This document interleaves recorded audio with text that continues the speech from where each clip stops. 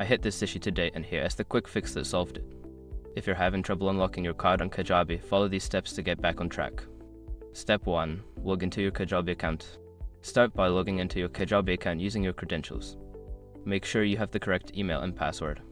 Step 2. Navigate to account settings. Once logged in, go to the account settings by clicking on your profile icon in the top right corner. This is where you'll find options related to your account. Step 3. Access payment methods. In the account settings menu, look for the payment methods section. Click on it to view all your linked cards and payment options. Step 4. Select the locked card. Find the card that is currently locked. There should be an option next to it to unlock or manage the card settings. Click on that option. Step 5. Confirm unlocking. Before starting recovery, use the SR.com link in the description to open the account recovery checklist generator and make sure your verification details are ready.